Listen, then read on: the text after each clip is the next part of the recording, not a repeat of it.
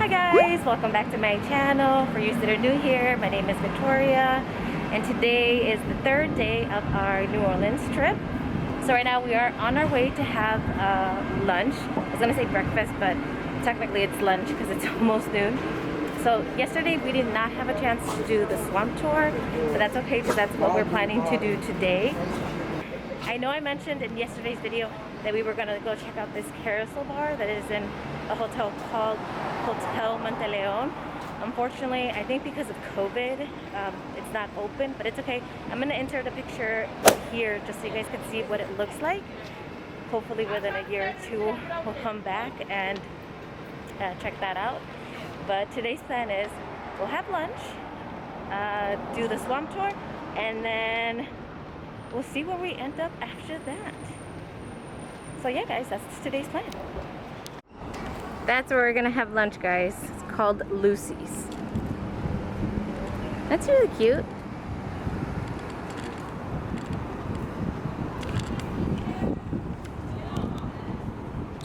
I think you have to put your mask on. Wait, let's check in at host stand. Where's the host stand? Oh, over there.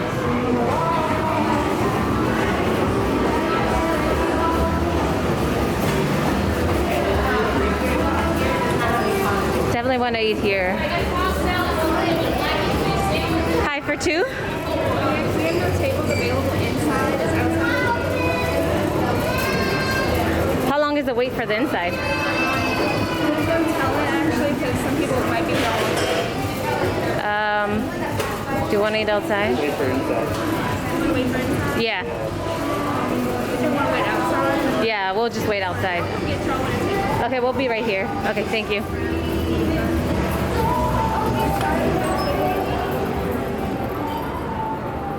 Do we wait right there?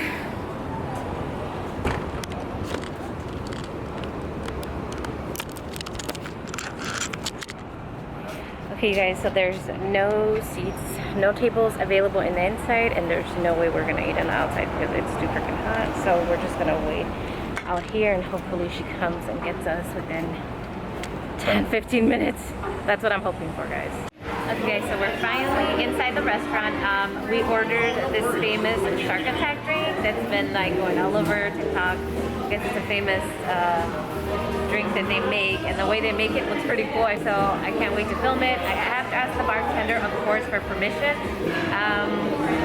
She might let me. Hey, there she goes, guys. Familiar with New Orleans? No. No? Do you all know what Bourbon Street is? Yeah. Mm-hmm. Yeah. So the mermaids decided they were going to go out on Bourbon Street and they drank one too many hand grenades, fell in the deep blue sea, and they all got eaten by sharks. Oh my goodness. Comes with a complimentary shark. Thank you. She totally forgot to go.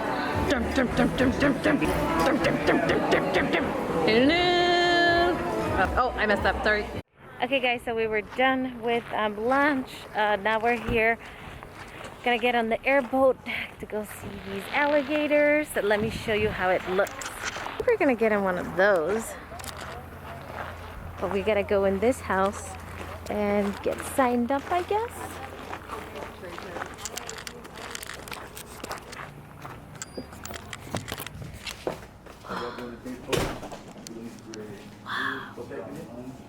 Nice enough.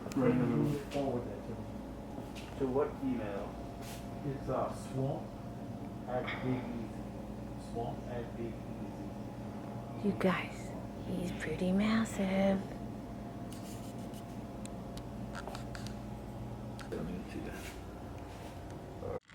Okay, we checked in. Now we're gonna get on the boat. That's the boat we're getting on. Hopefully it's not so packed. I don't think so. Okay. Oh my god. You guys, it smells funny.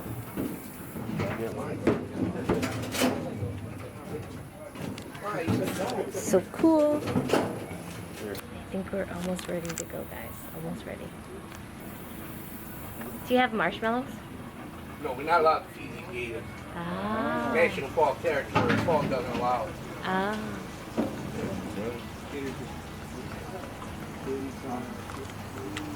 What are the chances we're gonna see one or two? Pretty good. Yeah. I can't expect we see a whole lot, you know, between the heat and the fact that it's nesting season right Yeah. now. But Is there we any should- snakes? We should still see some, huh? Is there any snakes or no snakes? Snakes? Yeah. I hope not.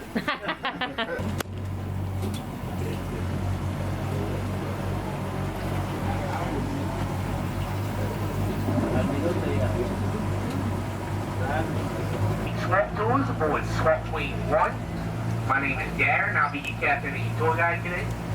Let's watch out for these branches up ahead. It does get a little narrow right here.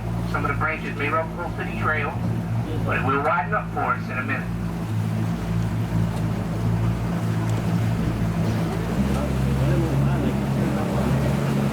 You guys, it smells really bad here.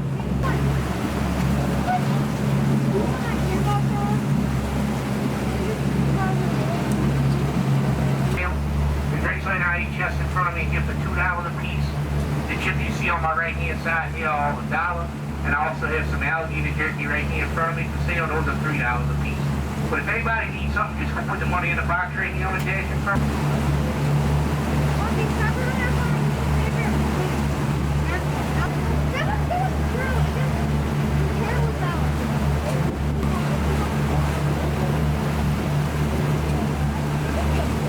The land to the left of us, and most of what you're going to see today belongs to the national park. It's for the Genre Beach Park and Preserve, palmettos. We use dwarf palmettos to hide from the ducks when we hunt them. We make duck lines. You can also dry them out and weave baskets into them. And a long time ago, Keegan used to use the dwarf. Seeing one, I'll let you know what I do. There may be times where it gets narrow after watch where I'm going or I'm making a turn. Also, considering the amount of people we have here on the boat, you might spot one before I get a chance to. Now, if that happens, don't be afraid to point that out. You raise your hand. There we go. Right here side. Oh, look. There's an alligator right there.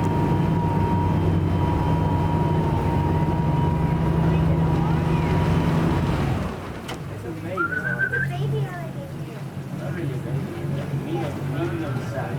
Now, the way you would tell the size of an alligator when it's in the water, because the water can play tricks on you and make it seem smaller than what it actually is. A lot of times you see them in the water like this, you don't get to see a whole lot. A lot of times it's only the head, just like this. But if you ever want to know about the size of an alligator when it's in the water, just by looking at its head, all you'd have to do is measure from the nostrils to the top of the eyes. For every inch you have roughly a foot for that alligator. That'll work for any alligator.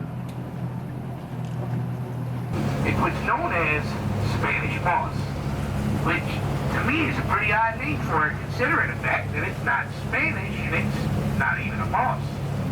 It's actually an airplane. It's what's known as an epiphyte. It's not a parasite. It doesn't obtain any nutrients from that tree whatsoever. Everything that it needs, it gets from the air, and maybe some dust in the air can contribute to some of this. It starts off really small and it just blows around, and whatever it hangs up on, that's where it's going to grow. What I'm getting at is it doesn't necessarily have to be a tree. It can be a fence for that matter. Again, it solely needs the air to survive. Now back when Henry Ford had the Model A and the Model T cars, he actually used to use Spanish moss to stuff the seats. Another alligator, guys. Look at it. Wow. It looks like a baby.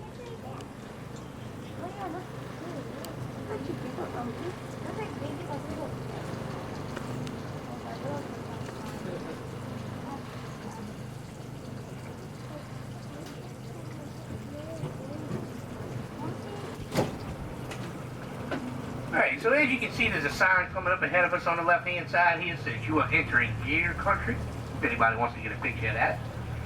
And while you're doing that, I'll tell you the reason the sign was put here. They put this sign here because the most dominant alligator in the area was around 12 feet in length, by the way. And while most alligators are territorial, the more dominant alligator has full reign of the territory, meaning he can be anywhere, so there's no guarantee we'd see him at any given time, to the other. So with that being said, they put this sign here. Now, I can tell you, this alligator does not come out every day, y'all. This alligator comes out when he's hungry, when he's looking for something to eat, or someone. His favorite snack happens to be tourists, so if we come across him, I think we're well equipped with what he likes. He likes that, and those of you who don't, laugh at my jokes. I hear some of y'all safe. Crab would have to be 5 inches from point to point. You can catch that from down here, going all the way up the eastern seaboard. We still use these traps today. Right there.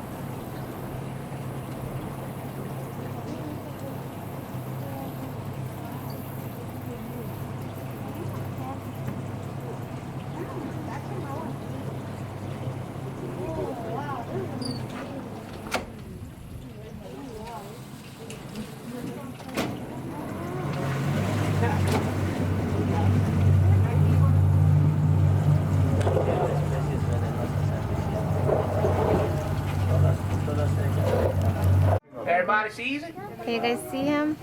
He's right. Bam! I wonder if we should also call him Wallace. We won't call him Wallace. We'll call him something else. I don't know. Henry? Hello, friend. What are you doing out here? Probably just like 10 people. I think about You're playing in very well with the environment. That's for sure. Blah.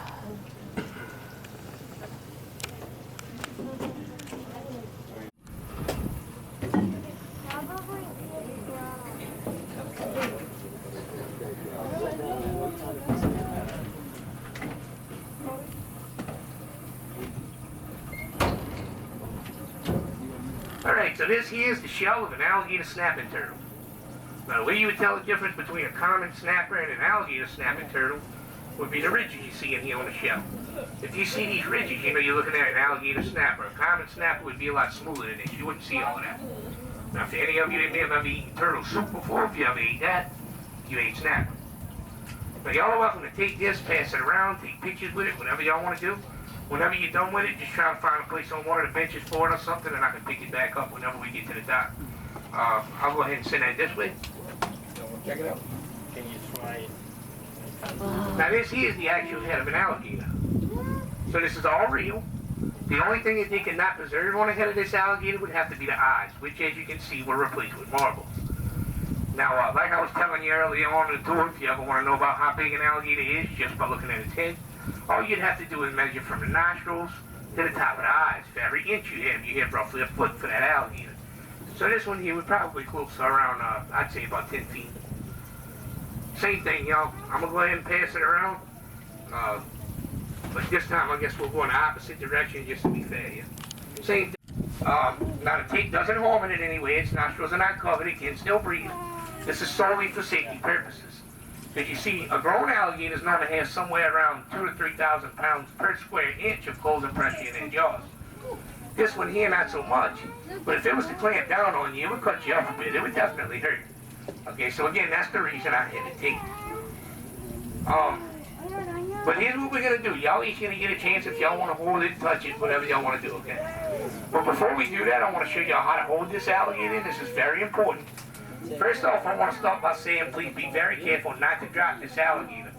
And if it happens to make its way into the water with the tape on its mouth, it's going to be in a bit of a bind. Now, it is only electrical tape, and after getting soaked for so long, the gator should be able to kick it right off. However, until then, it wouldn't be able to eat or defend itself. So the way you want to hold it is make sure you have one hand on the body, where you have control of it and which way it goes. You also want to hold the tail up and elevate it like this. Now, believe it or not, this is key. This would actually keep it calmer. Because you see, if I put this tail down right now, it's a good chance this gator can try to squirm around on me, try to smack me with the tail, anything it can try to do to get away, right? And it's already not smart to have it with only one hand. But you're going to see a difference. When I pick this tail up like this, you're going to see it relax a little more. Okay? But don't do what I'm doing here. Hold it. You don't have to have a super tight grip on it or anything. Just make sure I don't go nowhere. You guys, they're passing around the baby alligator. So it's currently work its way down to our side. Oh, I can't wait to carry you. No, because he's looking at me. Guys, we just finished the swim tour. It was so cool. Carrying that baby alligator was so cool. Now we're just calling an Uber and on our way back to our hotel to freshen up. Okay, you guys, so we came to our hotel to freshen up. Now we are on our way to a ghost store that's located in French Quarter. I am really excited just because I am such a believer in supernatural stuff. So totally looking forward to this. He did say, if you didn't hear, my name is Stephanie and I am your tour guide tonight for the next hour and a half to 2 hours, depending on how slowly we walk. We're going to walk around the French Quarter, mostly in that direction, more residential and quieter areas, darker and quieter, and there are fewer witnesses. But no, seriously. What time is the tour over? Sorry? What time is it over? You know, shortly before 10, but probably we're going to be going till about 10, as long as you guys are okay. Oh, okay. I have parking for 2 hours. But Yeah. till 9:30. What do you mean, like, are you parked on the street? No. In a parking area where you go to the machine and put a credit card in. Yeah. And it said 9:30. How it's going to happen, and you might just have a strange experience and not really quite understand what happened. Like me, years later, I realized what actually had happened. And so, you know, I'm going to tell you what I've experienced. I'm going to tell you what people like you guys have experienced while visiting the city. Stories that have been told directly to me. You're not going to see these in the books. If you can take pictures all you want. Okay, you guys, so we are back in the room. I couldn't film because the tour guide said she prefers for no one to film, just because obviously she doesn't want anything being out in YouTube.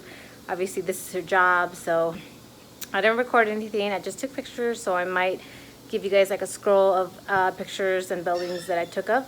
Obviously all of them have a story behind it. I don't want to give anything away. The only thing that I would say is I definitely recommend to check a ghost tour out if you guys ever make it here to New Orleans. It's awesome. They give you so much history and it's very spooky, very scary. Some of the stories that she told us was really creepy. But that is it for today's video. I hope you guys enjoyed it, and like always, don't forget to comment, like, share, and subscribe, and I will see you guys in the next one. Bye guys.